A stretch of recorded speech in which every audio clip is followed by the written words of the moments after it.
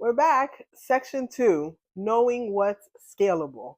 So, in this section, we're going to be implementing some strategies to know what is scalable in your business. So, again, I want you to have and be prepared with your book.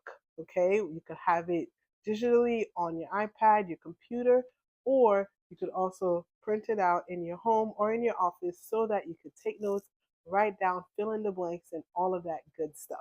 So, section 2 is all about knowing what's scalable. And the business principle is very simple. Okay? Not everything you do is worth duplicating. Only what consistently produces profit and joy.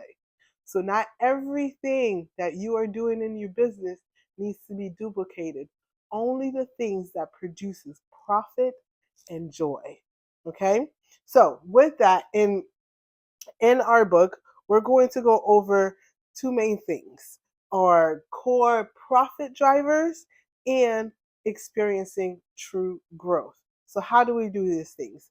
So, the first thing is we got to find what our core profit drivers are. So, in our lovely book, it clearly says before you franchise, define what truly drives your success. Most businesses grow by accident, not design. So here at Rise Above Consulting, we are here to make sure that you grow by design. Okay, so that you know what produces your growth and joy so that you can duplicate those things and be able to thrive and franchise. Next, they chase every opportunity, and in doing so, lose the ability to repeat what actually works. You know, sometimes opportunities come up, even for us, for Keith and I. So many opportunities have come up since we've launched our consulting firm. However, we always go back and sit and ask ourselves these things. First, is this what God wants us to do with what He's called us to do? And second, how is this going to move us closer to what God has called us to do? And that's how we filter every opportunity for our business. So now we're not chasing everything, but we're chasing what produces profit and joy for our business. So that's the same thing we want for you.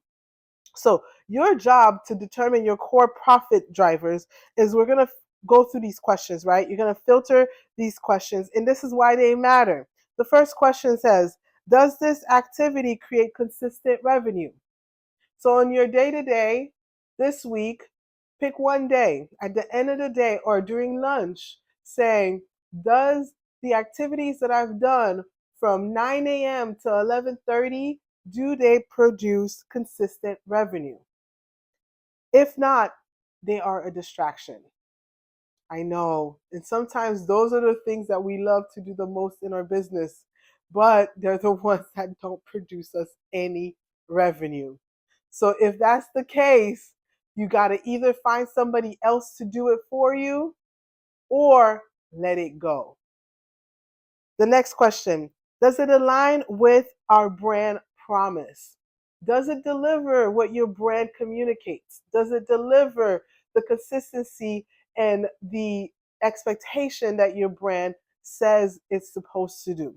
And this is why it matters. If it doesn't, it's confusing to not only your current customer, your future customer, but for when your business is ready to franchise, it will be confusing for your franchisees. So, if it does not align with your brand, you definitely need to cut it out. The next thing, can someone else do it 80% of my level? This is exactly what Keith was talking about in the kingdom principle. Can somebody do it 70 to 80% as good as I am? And if they can, let it go to that person. Trust that they can do it. Make sure you inspect what the expectation is. That is a really big deal because in your business, when you release a task, when you release a system to someone else, you want to make sure that they can do it between 70 to 80%, right? But not only that, you always want to come back around and show love and show care and make sure that they are doing it at the expectation level that you have for your brand. And if it's not, create a system, which is what we did in section 1. Create a system. the last question you want to ask, right?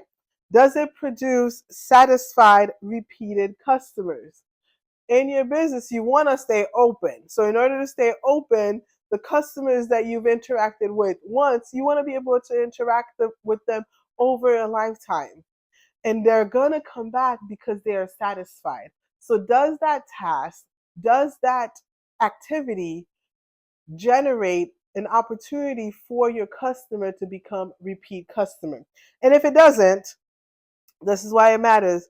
It doesn't belong in your franchise model. It doesn't belong in your business. So, with that, so make sure that today or tomorrow, sometime this week, you dedicate a day to where you do those self reflection questions and you ask yourself those questions truly and honestly and be vulnerable with yourself to be able to answer those questions for your business. Okay, so those is how you're going to determine your core profit drivers. Okay, and we also have a profit Pareto scan. Okay, so you're going to do this is going to be your application for the week. But before I get into the application for the week, what I really, really want to talk about is the next point is to prune for growth, right? When we think of a garden, in order for the garden and the vegetables and the flowers to be able to grow and flourish and be bountiful, what you want to do is you want to prune everything that is dead. You want to clean those branches. You want to make sure that the green leaves are very vibrant. And in order to do that, you got to do that for your business because you want to be bountiful. You want to have very um, full business to where you can thrive and and and and franchise. So when it comes to that, you want to be able to scale in that aspect.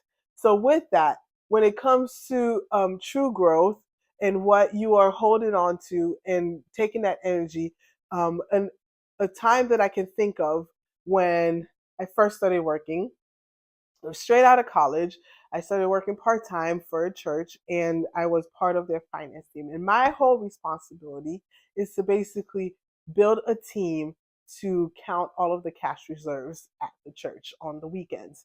And part of that is like, if that's my responsibility, I could sit there and count all of that money on my own. Yeah, it'll take me a little bit of time. However, I learned that yes, I can do that. However, I can do it faster if I bring people alongside me. So, what I did is I created a system around all of the processes that needed to be done. I made sure that those step by steps were written down so that when I was able to recruit those volunteers, that they were able to have a guideline so that they can reference back to, right? Because section 1, we talked about systems, so that when you are training and when you are leading those around you to be able to make your business successful, they have a reference to be able to go to. And then they can always come to you because you will always be there. It's just the task does not have to fall on your shoulders. So with a team of about 4 to 5 volunteers, we were able to count the cash reserves on a Sunday, like that same day, when before this was something that used to take almost 3 days. So just to know that when you implement systems and you document things and you allow others to do things 80% at your level, then you have the opportunity to be able to move quicker, to be able to be more effective, and to be able to be more profitable. Okay. So for this week, this is going to be the application. Yes, our lesson for knowing what's scalable is a little bit quick. However, it is very important that you understand and you know what is scalable. So that's why this week you are going to take a little bit more time to go through this exercise in the applicable steps because it's very important for you to understand what is scalable in your business. Okay? So with that, the exercise for this week is you're gonna perform a profit Pareto scan. So basically, what it is in the workbook, you're gonna go through and you're gonna list your top services. It could be 5 services, it could be 10 services, whatever that is for your business, whatever that product is for your business. And you're going to write the revenue that it comes with for each of them. And you're going to highlight the ones that have the most profit, 80% of the profit. So all of the services that bring in 80% of your revenue is what you are going to highlight. And then you're going to circle the ones that bring the least. So the ones that are your bottom two. Okay? You're going to circle those things, and then you're going to have that hard conversation with yourself. Okay? Do you keep it, or do you figure out another way to increase the profit? And is the time worth it for you to invest into making that service or that product profitable? Because sometimes the time invested is not worth it. Okay? Rather, you should invest that time, invest those resources in the products and services that are generating 80% of your revenue. So that is the profit Pareto scan that you are going to focus, and that's very, very, very important. Okay, and some quick reflection questions that I really want to go over, because I'm all about reflection, I'm all about application. Okay, so those things are, I want you to list 3 things that make your business thrive. List those 3 things. Then list 3 that drain your energy but add a little bit to your bottom line.